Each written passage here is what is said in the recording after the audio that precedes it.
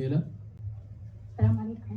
وعليكم السلام. الشيخ عبداللہ المطلق سے الله يعطيك العافية يا شيخ. ام نیلا غالباً ہے. احنا ساكنين بالرياض ورايحين المكان بعيد وأذن المغرب وإحنا بالسيارة وأذن العشاء. ہم ریاض میں مقیم ہیں، ریاض سے سفر کر رہے ہیں. جب ریاض سے نکلے تو مغرب کی اذان ہو چکی تھی. كذلك إحنا بالسيارة وصلنا للمكان تقريبا عقب العشاء وعليا صلينا المغرب مع العشاء. وش حكمه؟ اب ہم ریاض سے جب نکلے ہیں تو ریاض سے نکلنے کے بعد ہم نے مغرب اور عشاء دونوں کو جمع کر کے پڑھ لیا ہے. اس کا حکم کیا ہے؟ إن إحنا ما نقدر نوقف الطريق زحمة يعني جدا فما نقدر نمسك اليمين أو شيء. ہم ریاض ہی میں موجود تھے اور سفر میں تھے تو ہم ایسی صورت میں چونکہ بہت زحمہ تھا، بہت بھیڑ تھی، تو ہم نے مغرب اور عشاء کو جمع کر کے پڑھ لیا ہے.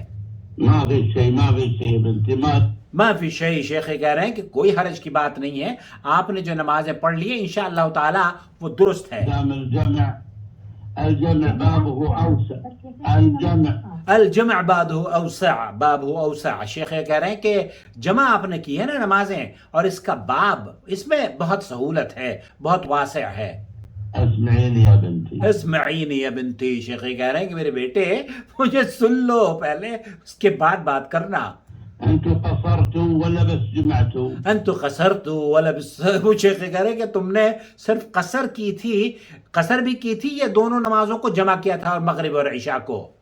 لا صلينا المغرب 3 عقب صلينا العشاء.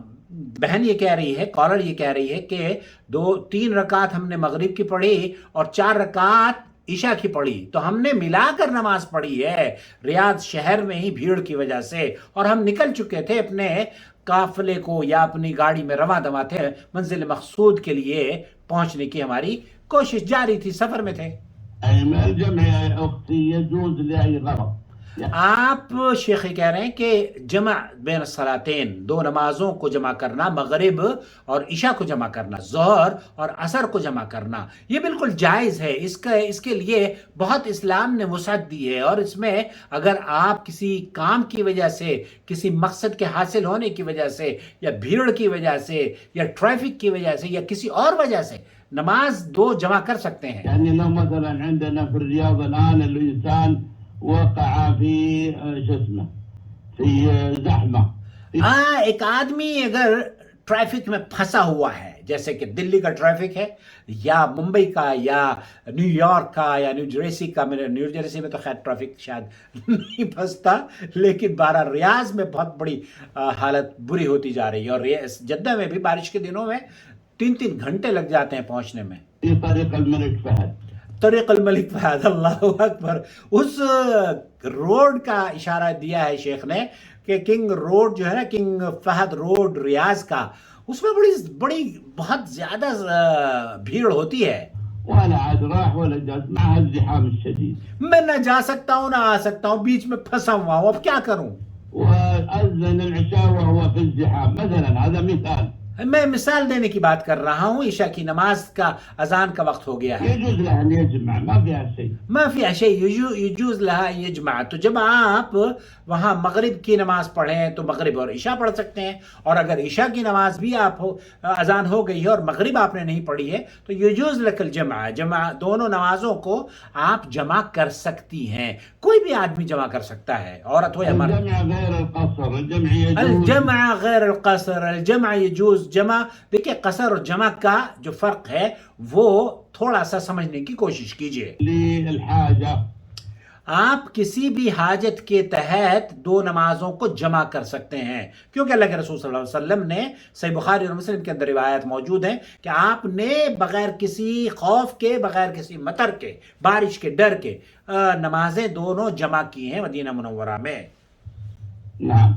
نعم. تو خلاصہ کلام یہ ہوا کہ 2 نمازوں کو جمع کرنا، چاہے آپ اپنے شہر میں ہی ہوں، کسی بھی وجہ سے شادی بیاہ میں آپ کو جانا ہے تو آپ مغرب اور عشاء پڑھ لیجئے، یا عشاء اور مغرب دونوں ساتھ پڑھ لیجئے، ظہر اور عصر پڑھ لیجئے، عصر کے ساتھ ظہر. ایک سیکیورٹی آفیسر نے مجھے بولا کہ میں ظہر اور عصر کو مغرب کے ساتھ ملا کر پڑھتا ہوں، تو میں نے کہا نہیں، یہ درست نہیں ہے. آپ ظہر اور عصر کو ملا سکتے ہیں، مغرب اور عشاء کو ملا سکتے ہیں، لیکن ظہر کو عشاء کے ساتھ ملائیں، یہ کیوں؟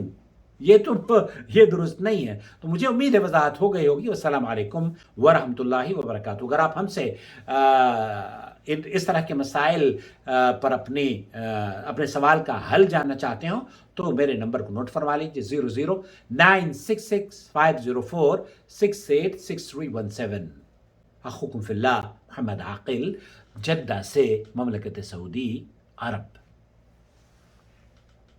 وما أرسلنا من قبلك إلا رجالا نوحي إليهم فاسألوا أهل الذكر إن كنتم لا تعلمون بالبينات والزبر وأنزلنا إليك الذكر لتبين للناس ما نزل إليهم ولعلهم يتفكرون أفأمن الذين مكروا السيئات أن يخسف الله بهم الأرض أو يأتيهم العذاب من حيث لا يشعرون